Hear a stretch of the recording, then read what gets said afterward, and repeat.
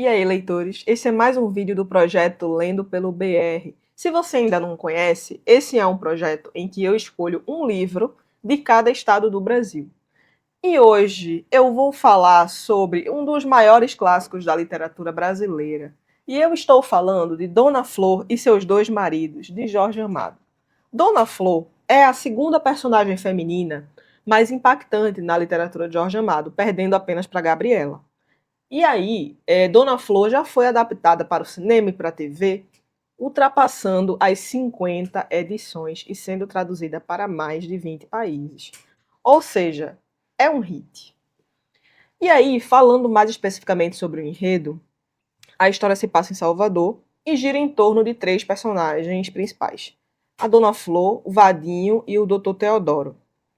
A Dona Flor, desde muito nova, ela mostra uma grande aptidão para a cozinha. E aí ela abre uma escola de culinária chamada Sabor e Arte.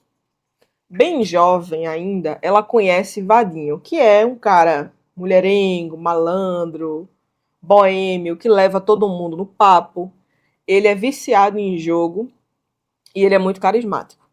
Então, assim que eles se conhecem, eles já engatam ali um namoro. E a mãe da Dona Flor, ela é, a princípio, contra esse namoro, né? Porém, a Flor se casa com ele assim mesmo. Logo no começo da história, o Vadinho, ele acaba morrendo, assim, num domingo de carnaval, fantasiado, né? De mulher, inclusive. E a Flor, ela fica muito triste, ela fica enlutada, ela fica inconsolável, porque como assim, de repente, do nada, ele morre, né?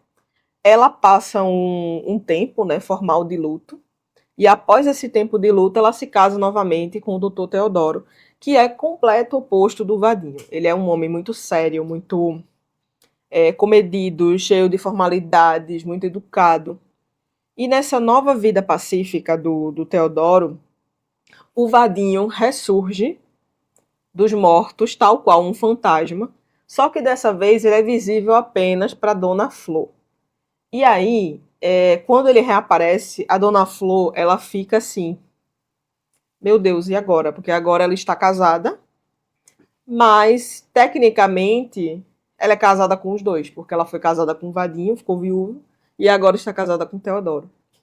E aí começa esse triângulo amoroso entre dois vivos e um morto, né? Então, além desses personagens que são os principais, aparecem outras figuras também famosas, né, como Dorival Caymmi, o Pierre Verger, Mestre Didi, Silvio Caldas e Caribé. E aí, dado esse enredo, eu quero levantar algumas perguntas para vocês e vou contando um pouco mais como é que foi essa leitura para mim, né?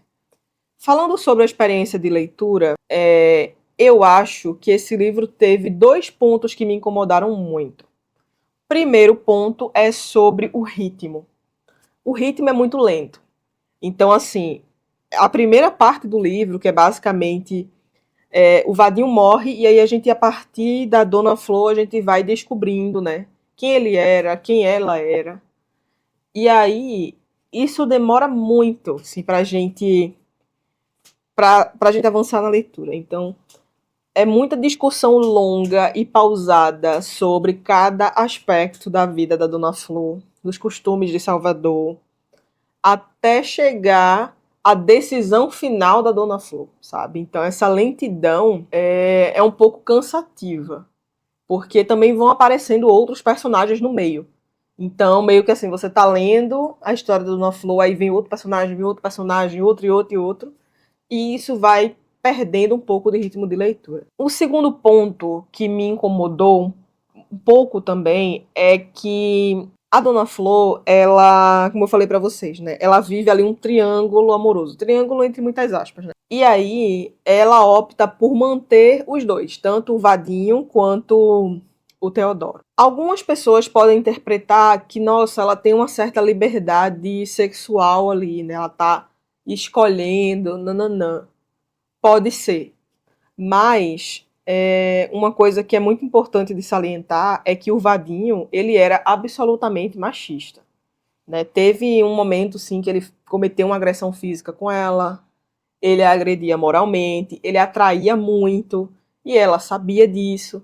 Então, a forma como muitas vezes a Flor romantiza o comportamento do Vadinho mostra assim que ela está obedecendo aos paradigmas patriarcais, ela não está se libertando de nada.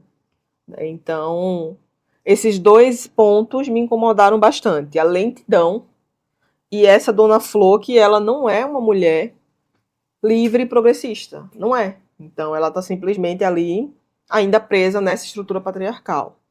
Agora, o que é que teve de positivo na minha leitura?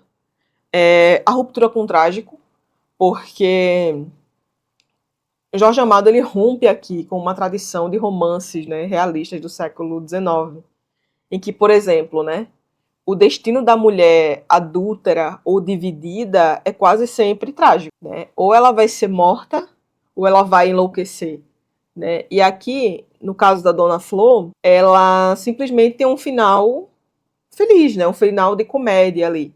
Ficam os três juntos e vida que segue, né? Ela não morre, ela não enlouquece nem nada desse tipo. Um outro ponto forte é que é um triângulo amoroso bem curioso, né? Tanto é que quando eu estava lendo eu pensava, mas a gente pode configurar um triângulo sendo que um é fantasma?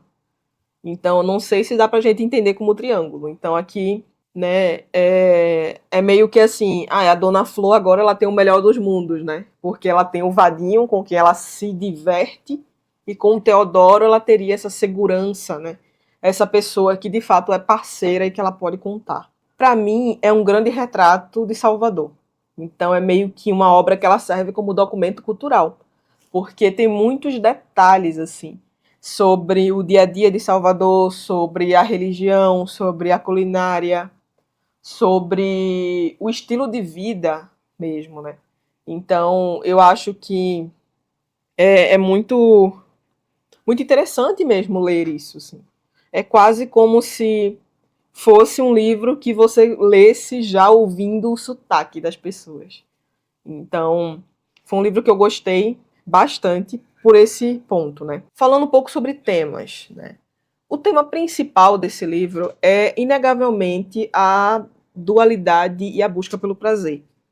Porque a Dona Flor, ela tá o tempo todo ali tentando conciliar, né, o desejo que ela sente por Vadinho e a segurança. Então, é o erotismo e a estabilidade. É sempre essa dualidade, né?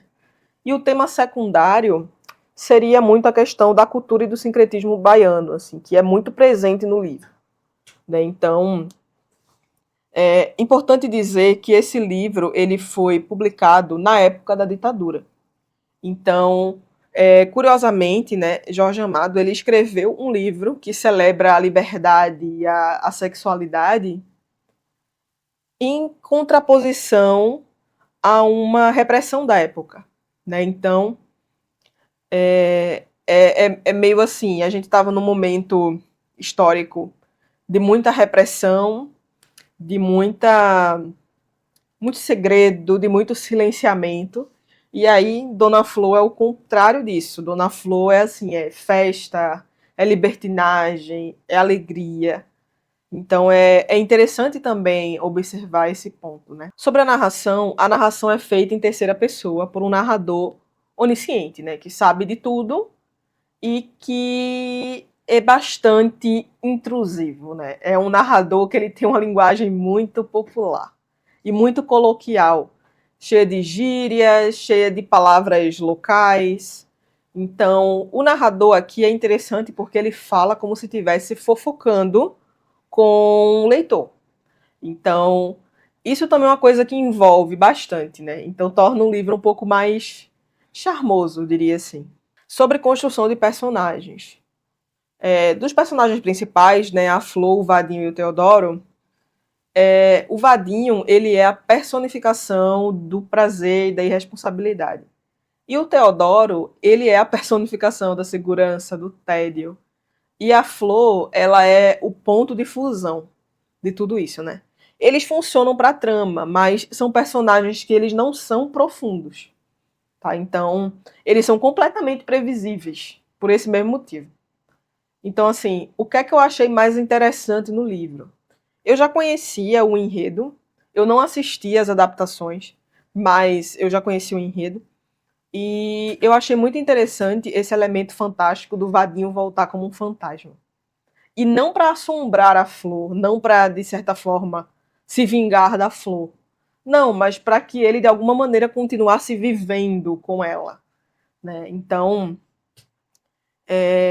eu gostei muito assim de ver como é que isso acontece, né? Esse realismo mágico acontece.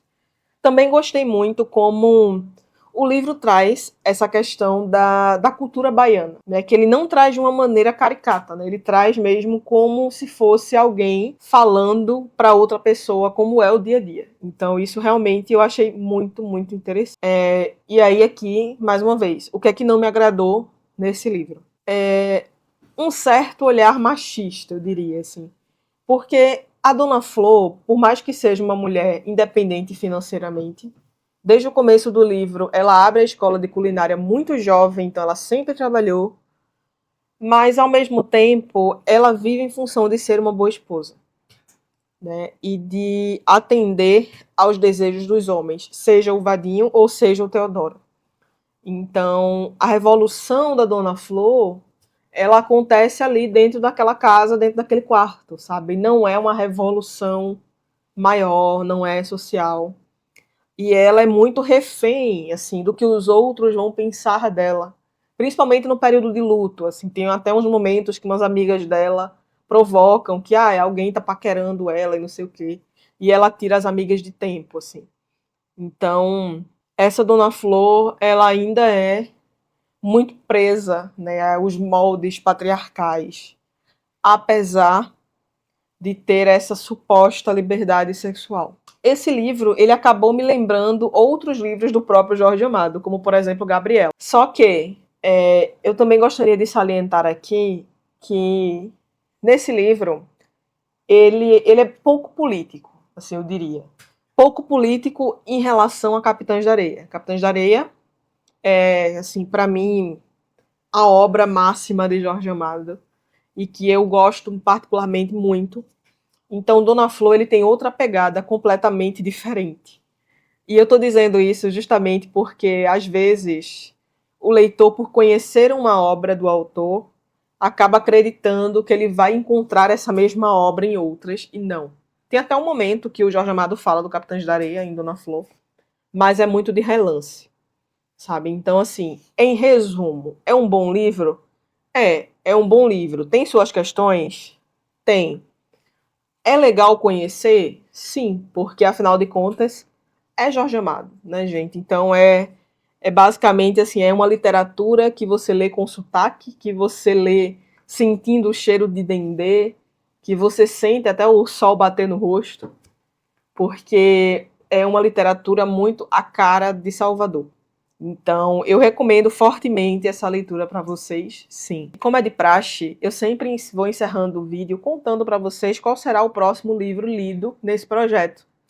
E será O Filho Eterno, do Cristóvão Teza. Ou seja, nós vamos sair da Bahia e vamos direto para Santa Catarina. Se você gostou desse vídeo, deixa o like, coloca aqui nos comentários se você já leu, se você pretende ler. Se você não é inscrito nesse canal, por favor, se inscreva. E até o próximo vídeo. Tchau!